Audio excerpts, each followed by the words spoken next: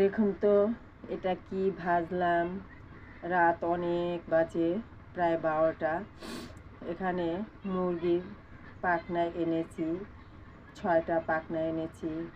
দেখুন, এখন এটা রাত্র অনেকটা বাজে, ম্যারিনেট করে এখন বলে যে এখনই ভেজে দাও, তাই রাত 12টা বাজে এইভাবে ভাজলাম। আমি কিভাবে প্রসেসিং করলাম, ভাজলাম, সেটাই তোমাদের সাথে শেয়ার করতেছি। ভালো লাগলে একটা লাইক কমেন্ট করে জানিও। আমি মূল রেসিপিতে চলে যাচ্ছি। আসসালামু আলাইকুম বন্ধুরা, কেমন আছো? আলহামদুলিল্লাহ, আমি ভালো আছি।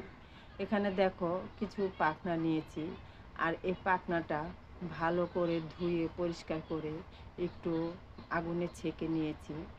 এখন একটা পাত্রের মধ্যে একটু আদা রসুন বাটা, মানে পরিমাণ মতন আদা রসুন বাটা, ধনিয়া জিরা ধনিয়া গুঁড়া, জিরা গুঁড়া, মরিচের গুঁড়া, হলুদের গুঁড়া, আর হচ্ছে গরম মশলার গুঁড়া, স্বাদ অনুযায়ী লবণ দিয়ে দেবে, একটু সয়াবিন তেল।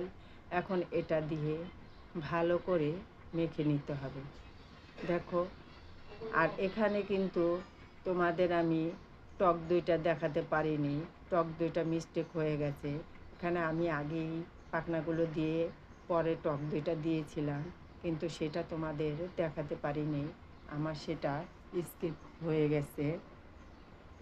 দেখো, এখন কিন্তু ভালো করে মাখিয়ে নিলাম, কত সুন্দর দেখাচ্ছে কালারটা। এখন আমি এটা প্রায় 1 ঘন্টার মতো ঢেকে রেখে দিব। এখানে কিন্তু আমি সয়া সসও ব্যবহার করেছি, কিন্তু সেটাও মিস্টেক হয়ে গেছে। দেখো, 1 ঘন্টা পর আবার আমি চলে আসলাম। এখানে এখন দিয়ে দিব টমেটো সস। এখানে আমি প্যাকেটের 2টা টমেটো সস কেটে নিয়েছি। আমি 2টা টমেটো সস দিয়ে ভালো করে আবারও ম্যারিনেট করে নিব। দেখো, সব কিছুর সাথে একবারে আবারও ভালো করে মিশিয়ে নিলাম। এখন আবার এটার সাথে দিয়ে দিব 2 চামচ ময়দা। ময়দাটা দিয়ে এখন আবার এটা একটু ভালো করে মেখে নিতে হবে, যাতে এটার গায়ে যে মশলাটা আছে ওই মশলাগুলো থাকবে আর মানে সরে আসবে। এই দেখো, মশলা কিন্তু অনেকটাই সরে গেছে। এখন এটা আমি হালকা ভাজা দিয়ে নিব। তোমরা ইচ্ছে করলে ভাজা দিতেও পারো, নাও দিতে পারো, কিন্তু আমার মনে হয় কি এইভাবে ভাজাটা দিয়ে যদি করি খেতে খুব ভালো লাগে। এখানে আবার কিছু ময়দা নিয়েছি, আর ওইখানে যে মশলাটা ছিল সেই মশলার মধ্যেই ময়দা দিয়ে নিয়েছি। এখানে দিয়ে দিলাম মরিচের গুঁড়ো, ধনিয়া গুঁড়ো, আর হচ্ছে স্বাদ অনুযায়ী লবণ। এখন একটু একটু করে পানি দিয়ে একটা ব্রেড গামস বানিয়ে নিব। দেখো, এই যে বানিয়ে নিলাম। এখন এখানে যে মুরগিটা হালকা ভাজা দিচ্ছি সেটাও কিন্তু ভাজা হয়ে গেছে। এটা কিন্তু হালকা ভাজা দিয়ে একটু ঠান্ডা করে নিতে হবে।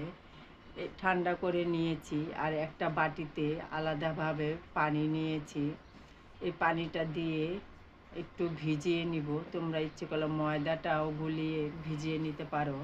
এই যে এখন আমি ব্রেড গামসটা সুন্দর করে ময়দাটা এটার সাথে লাগিয়ে নিব।